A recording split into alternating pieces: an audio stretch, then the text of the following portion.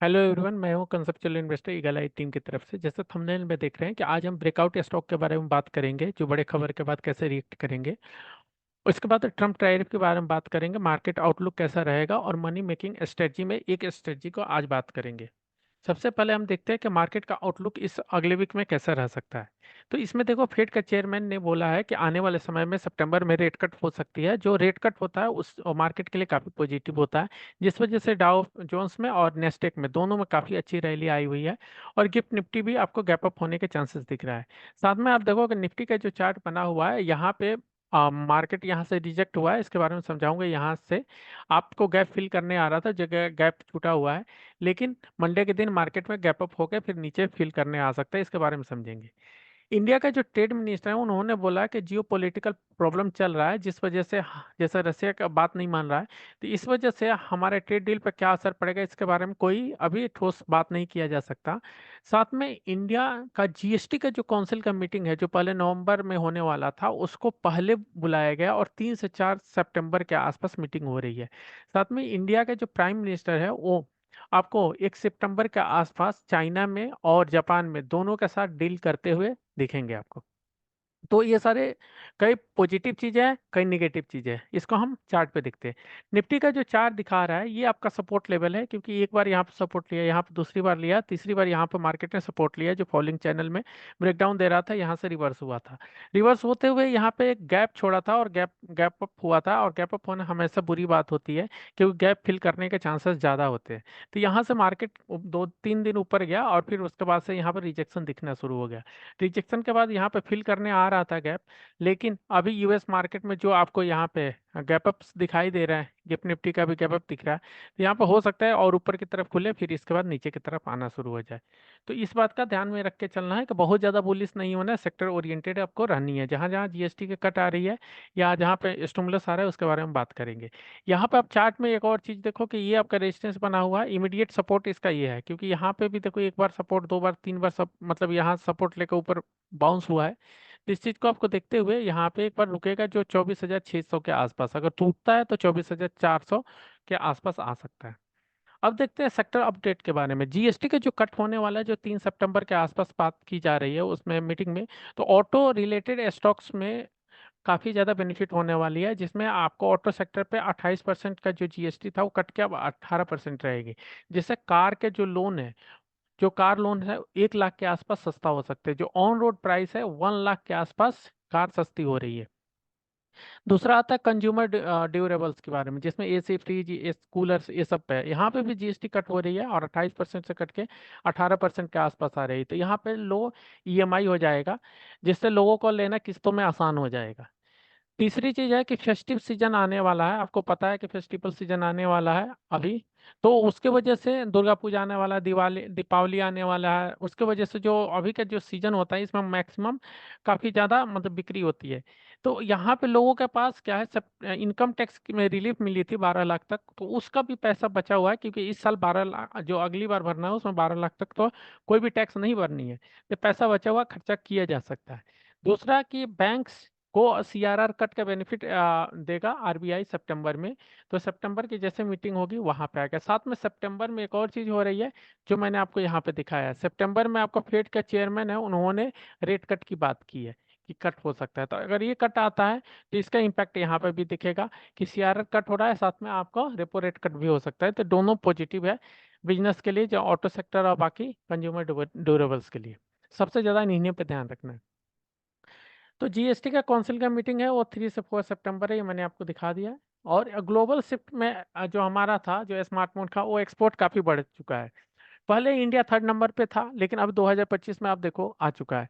तो इसका मतलब मैन्युफैक्चरिंग इंडिया में काफी ज्यादा बढ़ रहा है।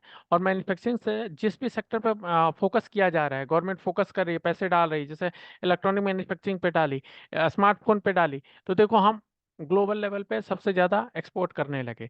कल अगर ये डेटा सेंटर, सेमीकंडक्टर, कोई और चीज चिप पे करना शुरू कर दी, तो हम उसके भी आगे में लीडर बन जाएंगे। इस बात का ध्यान में रखना है। अब सेमीकंडक्टर पे बात करना इसलिए जरूरी है कि सेमीकंडक्टर का कल गवर्नमेंट ने 23 चिप कंपनियां जो डिजाइन करती है चिप को, उसको डीएलआई स्कीम के तहत आपको सेमीकंडक्टर का पूछ दी है। इसमें आप देखोगे कि डीएलआई में जो होता है, जो डिजाइन लिंक जो इंसेंटिव आता है जो सेमीकंडक्टर के लिए है, उसमें मोशिप पहले से काम कर रहा है। और इस आज मैं आप लोगों से माफी मांगना चाहता हूँ कि लास्ट टाइम आप लोग कुछ ज्यादा ही जोश में आ गए और इतने ईएमओ ऑर्डर डाले थे कि जिसके वजह से मोशिप काफी गैप अप खुला था। कभी भी गैप अप निफ्टी हो या स्टॉक हो, उसको चेंज मत करो, उसको थोड़ा ठंडा होने दो। बहुत ज्यादा गैप अप 8% 9% वो सस्टेन नहीं करता, फिर वहां पे गिर जाता है। तो इस बार इतने जोश में नहीं आना है, आराम से उसको बाई करो, कोई हड़बड़ी नहीं है, आराम से धीरे धीरे बाई करो उसको।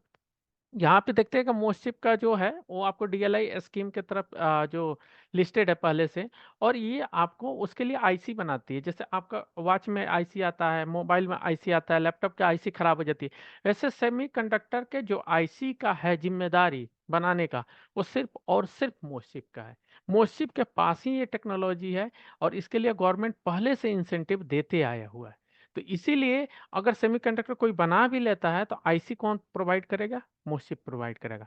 और साथ में जो मोशिप के डिजाइनिंग का भी काम करता है, तो इसीलिए डिजाइनिंग का भी इसमें हेल्प होगा। और इसके लिए भी क्योंकि 23 चिप कंपनियां हैं भारत में, देखो तो 4 5 ही चिप कंपनियां हैं जो सेमीकंडक्टर में है, लेकिन लिस्टेड कंपनियां बाकी अनलिस्टेड है। तो जो कंपनियों की लिस्ट आ रही है उसमें मोशिप का नाम आ रहा है कि जो नए इंसेंटिव मिलने वाला है उसमें भी आ रहा है।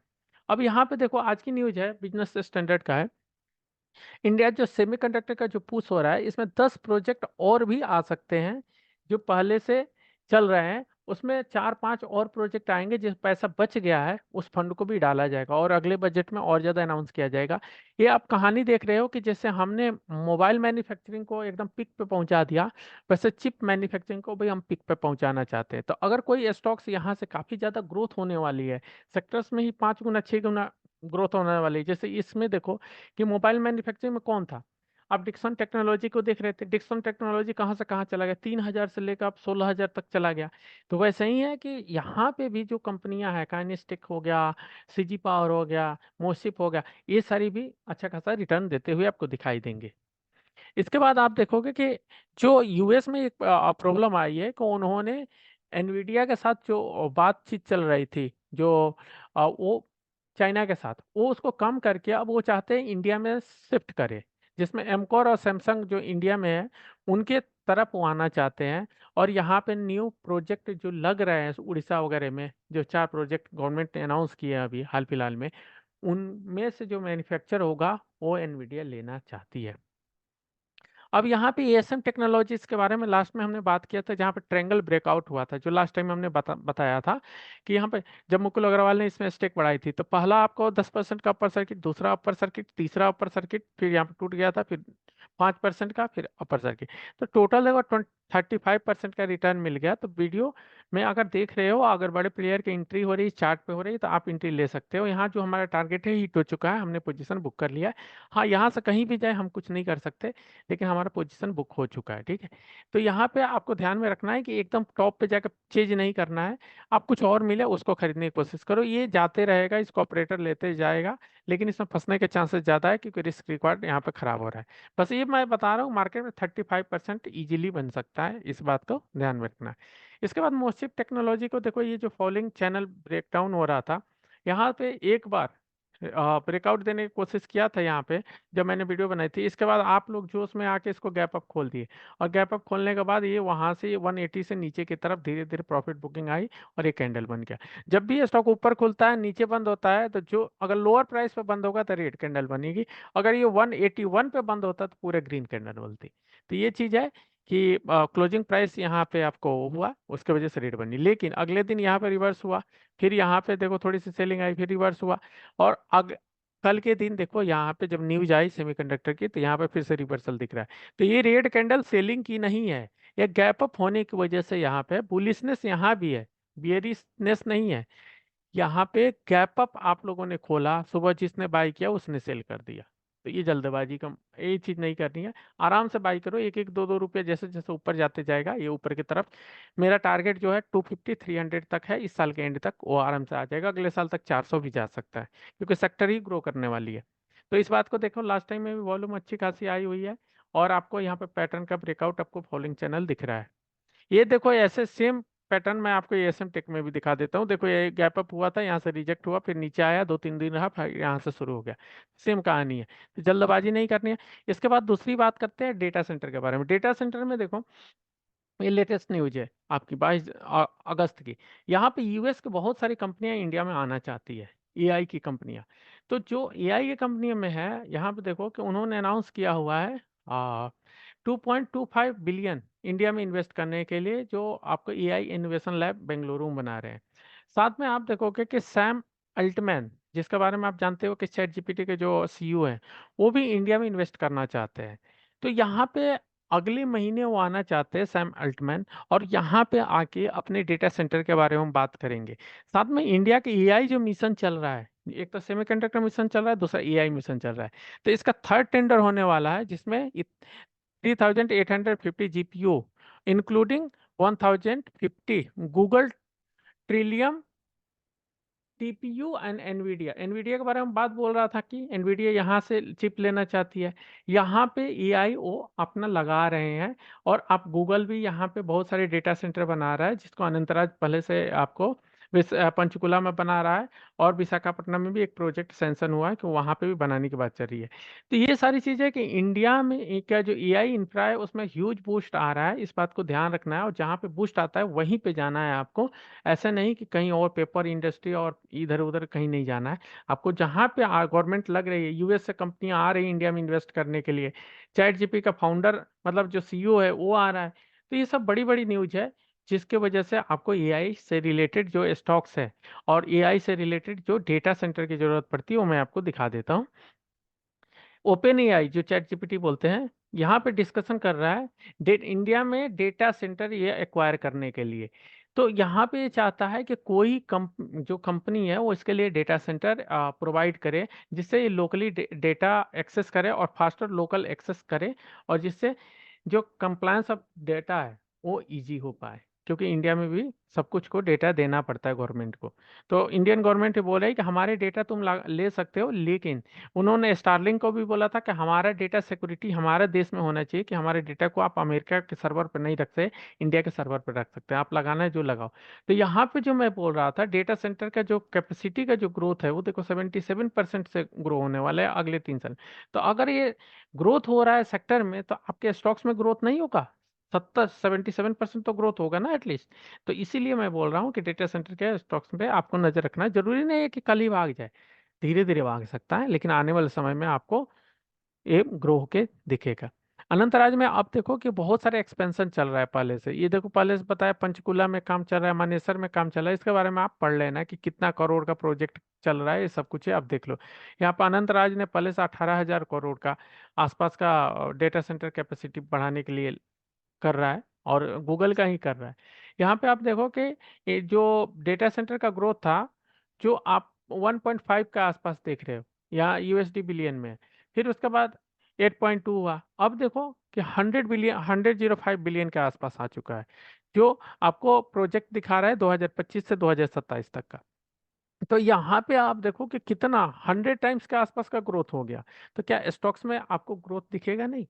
स्टॉक्स जो इसमें है उसका सीएजीआर देखो, पर ईयर का जो कंपाउंडेड रिटर्न होने वाला 44% 2030 तक। तो इतना सारा आ रहा है। तो आपको अनंतराज पे भी नजर रखनी है। ब्लैक बॉक्स यूएस में काम करता है, उसके चार्ट वीक है तो मैंने शेयर नहीं किया। अनंतराज का चार्ट दिखा देता हूँ आपको। अनंतराज का चार्ट में कोई एकुमुलेट कर रहा है, कंटिन्यूअस एकुमुलेट कर रहा है। यहाँ पे देखो ब्रेकआउट पॉइंट पे ही खड़ा है, एक बार यहाँ रिजेक्ट हो चुका है। आने वाले समय में जब यहाँ पे ग्रीन कैंडल बनेगी, तो यहाँ पे एक बॉटम जैसा बन जाएगा, राउंडिंग बॉटम जैसा छोटू सा यहाँ पे। तो यहाँ से फिर आपको ब्रेकआउट होते हुए दिखेगा। तो यहाँ पे जैसे ये हाई निकालेगा, प्रीवियस हाई 620 का, तो बहुत सारे ब्रोकरेज ने इसका टारगेट 850 के आसपास दिया हुआ है। तो आप एक मैं ग्लोबल ये सब का रिसर्च देख लेना, आपको 850 तक का आपको टारगेट मिल जाएगा अगले साल तक का। तो सेफ एंड श्योर आप इन सारे स्टॉक्स में आप जा सकते हो सेफ्टी के लिहाज से। अब मैं आपको दिखा रहा हूँ कि ये देखो आपका जो सैलरी है, आप 70,000 पर मंथ के आसपास अभी मान लो अर्न कर रहे हो, और आप ड्यूटी का ड्यूरेशन आपका 30 ईयर्स का है मान लेते हैं। तो टोटल अगर 50,000 भी per day per month बचाओगे 12 month मतलब ऐसा 1 साल हुआ और 30 से मल्टीप्लाई 30 ईयर्स, तो आप जो पैसे बचा पाएगा 1.8 करोड़ के आसपास बचा पाओगे। तो रिटायरमेंट के टाइम आपके पास कितना रहेगा पैसा? 1.8 करोड़। तो ये मनी मन जो मेकिंग स्ट्रेटजी है उसको कई टाइप से बात करते हैं। इसमें देखो, अगर आपके पास रिटायरमेंट के लिए कम से कम कॉर्पस 5 से 6 करोड़ के आसपास होना चाहिए, तभी हो पाओगे कि पूरी जिंदगी आपने कोई और काम नहीं किया, सिर्फ और सिर्फ 50,000 पर मंथ बचाया, कोई खर्च नहीं किए, तो जाके आपके पास 1.8 करोड़। तो आप सैलरी से तो जिंदा रह नहीं सकते रिटायरमेंट में। लेकिन अगर आप यही चीज को देखते हो कि 1 लाख का आसपास आपने इन्वेस्ट कर दिया है म्यूचुअल फंड में, या आप 1 लाख का कहीं पे इन्वेस्ट कर दिया है, जिससे आपको 25% का CAGR कंपाउंडेड रिटर्न मिल रहा है, 25%। अब ये मैंने आपको दिखाया, ये SM टेक में आपको 35% के आसपास रिटर्न मिला। ऐसे बहुत सारे स्टॉक्स है जहाँ पर अच्छे खासे रिटर्न मिले हुए थे। ऋषभ इंस्ट्रूमेंट के बारे में बात किया तो वो भी 30% के आसपास रिटर्न दे दिया, लास्ट वीडियो में बात किया था। तो अगर मान लो पूरे ईयर में 25% कर पा रहे हो, तो भी आपका 30 साल के बाद आपको 8 करोड़ के आसपास बनेगा पैसा। और यहाँ पे खुशी से आप रिटायर ले सकते हो। यहाँ पे आपको 50-50 हजार 2 महीने बचा रहे हो, सिर्फ 2 महीने सेव करके अगर म्यूचुअल फंड में डाल देते हो, तो रिटायरमेंट का टेंशन खत्म। ये पर मंथ जो है ना, 2 महीने के बाद आप पर मंथ इंजॉय करो, कोई फर्क नहीं पड़ता। आप जब रिटायर हो गए, 30 साल की उम्र है, 30 साल जॉब करोगे, रिटायर होगे, 8 करोड़ आपके हाथ में होगा। अगर बच्चे की चिंता है ज्यादा, तो आप 10,000 रुपया सिर्फ डाल के छोड़ दो, सिर्फ 10,000 रुपया, ज्यादा की बात ही नहीं है। और 25% के आसपास आपको म्यूचुअल फंड रिटर्न दे रहा है, तो 40 साल के बाद जब बच्चा बड़ा हो जाएगा, 40 साल के आसपास आएगा, तो आपके उसके पास 7.5 करोड़ होगा, सिर्फ 10,000 रुपये का। यहाँ क्या फैक्टर काम कर रहा है? ये काम कर रहा है टाइम। इसके पास 10 साल ज्यादा मिला है, तो यहाँ पे छोटा पैसा भी बड़ा बना के दे रहा है। तो आपको सिर्फ ये चीज सोचना है कि किस दिन करोगे, रिटायर होने के बाद इन्वेस्ट करोगे या रिटायर होने के पहले करोगे। इक्विटी मार्केट में क्या है, पैसा डूब सकता है, स्टॉक डूब सकता है, कई जेंसोल निकलेगी, कई कंपनियां ब्राइटकॉम ग्रुप निकलेगे, कई जगह पे कोई खतरा है। लेकिन म्यूचुअल फंड्स में खतरा नहीं है। आपको लगता होगा कौन सी कंपनी खरीदे, क्या खरीदे, पर इंडिया का सबसे बड़ा जो म्यूचुअल फंड है, सबसे बड़ा वो है, आपको नाम जो बैंक है, सबसे बड़ा बैंक की बात कर ले, तो सबसे बड़ा बैंक है HDFC। HDFC का कोई भी प्लान ले लो, लेकिन 25% से 30% का रिटर्न सिर्फ और सिर्फ स्मॉल कैप HDFC का और मिड कैप यही दे सकते हैं। क्योंकि लार्ज कैप तो सालों में, 1 साल में ग्रो ही नहीं करते। एशियन पेंट नहीं ग्रो करता, टाटा मोटर्स ग्रो नहीं करता, तो रिटर्न क्या देगा। लेकिन डिक्सन जैसे कंपनियां ये सब मिड कैप स्मॉल कैप में ही होती है। काइनेस्टिक जैसी कंपनियां इसी में होते हैं, ट्रेंड जैसे कंपनियां स्मॉल कैप मिड कैप में ही होते हैं, जो बड़े अच्छा खासा रिटर्न देती है। तो उसके HDFC के या स्मॉल कैप या मिड कैप में जाओ, या मोतीलाल ओसवाल का आपको लेना है तो मोतीलाल ओसवाल को भी ले सकते हैं सेकंड में। वहां पे लार्ज एंड मिड कैप करके एक फंड है, आप उसको ले सकते हो, क्योंकि लार्ज एंड मिड कैप में जो भी मिड कैप वाली कंपनी लार्ज कैप बन रही हो उसमें इन्वेस्ट करता है। तो ऐसे कर सकते हो, या किसी का स्मॉल कैप लेना है तो स्मॉल कैप लो, जहाँ पे पहले से रेटिंग अच्छी हो। तो मैं आपको ये बता रहा हूँ कि पूरी जिंदगी मर मर के पैसे जमा करके ये 1.8 करोड़ कमाना है, या एक बार 1 लाख डाल के छोड़ देना है, बाकी 2 महीने इसमें सैलरी खत्म हो गया, बाकी के जो पैसे बच गए उससे एंजॉय करो पूरी लाइफ। लास्ट में रिटायरमेंट के पास पैसा आपका 8 करोड़ बड़ा है। बच्चे के लिए 10,000 डाल के छोड़ दोगे, फिर उसके बाद जैसे वो बड़ा होगा आपके उसके पास 7.5 करोड़, कम से कम गाली तो नहीं देगा कि पापा ने कुछ नहीं दिया। तो ये होती है स्मार्ट प्लानिंग। ऐसे में बहुत सारे स्मार्ट प्लानिंग है, गोल्ड्स में करना है, इसमें करना है, वो बॉन्ड्स में करना है, कैसे क्या करना है, वो सारी चीजें हम सिखाते रहेंगे वीडियो में। आप टाइम टाइम पे, क्योंकि एक वीडियो बहुत लंबी हो जाएगी और ये भी वीडियो लंबी हो जाएगी, मुझे पता है कि सब लोग पूरी वीडियो नहीं देखते, सिर्फ टिप्स के लिए आते हैं। तो आगे हम ट्रेड के लिए दो चार मतलब ब्रेकआउट वाले स्टॉक्स है, आप देख लेना। साइन पोस्ट ग्लोबल है, इसको अभी हाल फिलहाल में 3 मेट्रो स्टेशन पे एडवर्टाइजमेंट के लिए मिला है। ये जो बोर्ड आता है डिजिटल बोर्ड, जिसमें 3D वीडियो मतलब एडवर्टाइजमेंट आता है, उसका काम करता है साइन पोस्ट ग्लोबल। तो यहाँ पे आप साइन पोस्ट इंडिया पे देख सकते हैं, ये आपको ब्रेकआउट देते हुए दिखेगा, क्योंकि एक बार जो स्टॉक है नीचे की तरफ से आके ऊपर की तरफ निकाला, रिजल्ट भी अच्छा था। और हम हमेशा अच्छे रिजल्ट के पीछे ही जाते हैं, कभी खराब के पीछे नहीं जाते। यहाँ पे देखो तो वॉल्यूम जनरेट हुआ है, पहले से किसी ने लोड किया और इसको ऊपर ले जाने की कोशिश करे, तो यहाँ पे ब्रेकआउट आपको आ सकता है। टारगेट पे आपको 320 या 360 पे आप बुक करके निकल जाना, बहुत इसमें चीज करने की जरूरत। दूसरा एवरेस्ट कांटो सिलेंडर, ये आपको जो हाइड्रोजन जो ट्रेन चलने वाली है इंडिया में, उसके लिए सिलेंडर या जो आपको एलपीजी सिलेंडर्स आते हैं, या फिर बाइक्स में जो सिलेंडर लगते हैं, जो आजकल हाइड्रोजन वाले भी लगने लगे हैं, तो उनके लिए बनाती है। और यहाँ पे एक गैप अप खुला हुआ है, लेकिन अगर ये नीचे की तरफ नहीं आता है, अगर यहीं पे सस्टेन करता है और ऊपर की तरफ फिर से मुड़ जाता है, तो यहाँ से वो आपको 160 रुपीज तक आते हुए दिख सकता है। तो आप यहाँ पे, इसमें सबसे ज़्यादा कन्विक्शन वाला साइन पोस्ट ग्लोबल है, हो सकता है गैप अप खुले। और आइवरेज कैंटो सिलेंडर में आपको देखना है कि कहीं हो सकता है गैप अप खुल के नीचे ना आ जाए। तो आज के वीडियो में हम इतना ही करेंगे। बाकी आप वीडियो में रेगुलर बने रहते हैं तो नोटिफिकेशन ऑन कर लीजिए। और हम ऑनेस्टली चाहते हैं कि आप टेंशन फ्री रिटायरमेंट लो, क्योंकि हमारा कोई दुश्मन नहीं है। गलतियां हमसे भी होती है, सबसे होती है, लेकिन हम जितना सीख रहे हैं हम आपको सिखाते जा रहे हैं ताकि आप सीख लो। ठीक है। तो गुड नाइट, आज के लिए इतना ही।